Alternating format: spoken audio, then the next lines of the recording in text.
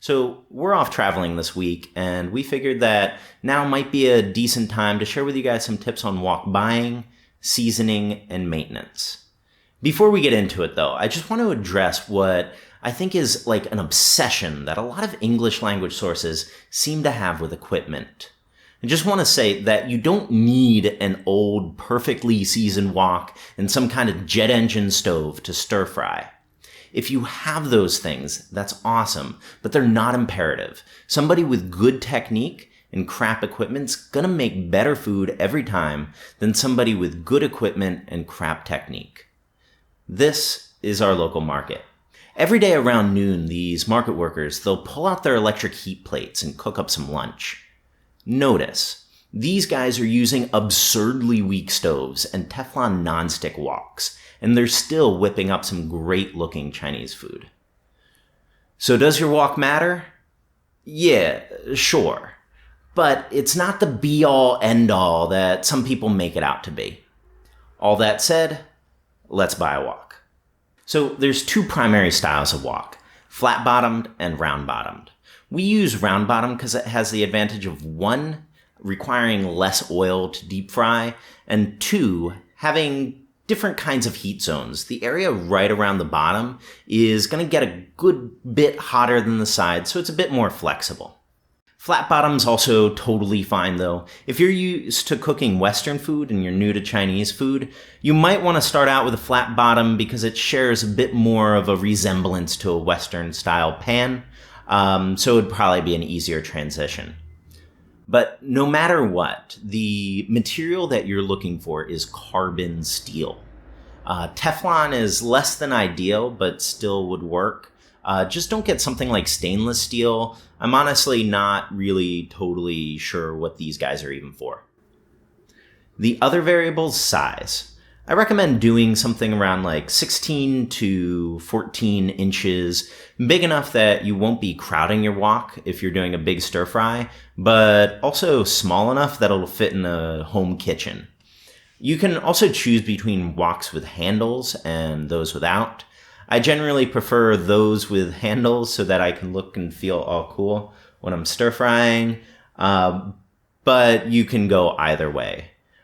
We decided to buy this 37 centimeter carbon steel round bottom wok with a handle. If you're looking in the market for a wok, something like this would probably be our recommendation. Now, I'm not so sure about abroad, but at least here in China, if you buy a wok, usually when you buy it, it's filled with this kind of like industrial kind of oil. So first things first, you got to do a bang up job washing and scrubbing the thing. Give it a good rinse and dry it thoroughly over a flame. Now, to season, we're going to use some pork fat. You could use oil, but pork fat's a little bit better. It's kind of helpful because it'll melt quite slowly. So over medium heat, you can rub the pork fat liberally over the wok for about 5 or 10 minutes. And as you do this, you'll see the very bottom of the wok begin to change color. Now shut off the heat and rub it with a paper towel.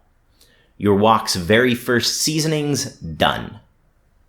Give it a rinse and a light scrub and then dry it completely over a flame. After your first season, this is what it'll look like. Over the next few months, as you use it to stir fry, that brownish spot will begin to expand and grow, and it'll get a little bit blacker as well. This is the wok that we use now. We've had it for about a half year, and it's in its awkward teenage phase. After a year or two, your wok will be a nice, old, seasoned one like this. Now, to maintain the thing, there's no need to go too crazy. Just clean it as soon as you're done using it, giving it a wash just like you would any other pan. Just try not to be too hard on it. Try not to use steel wool. A natural loofah like this is perfect, or you could just use a simple scrub like this. When you're drying it, it's preferable to dry it over the stove rather than only using a towel, because just like cast iron, woks have a nasty tendency to rust. So again, you don't need to be too paranoid about the seasoning, but in an ideal world, you wouldn't really use it for lengthy braises and the like. Using a wok for something like we did for dapanji isn't really best practice, but it's not the end of the world if you go that route.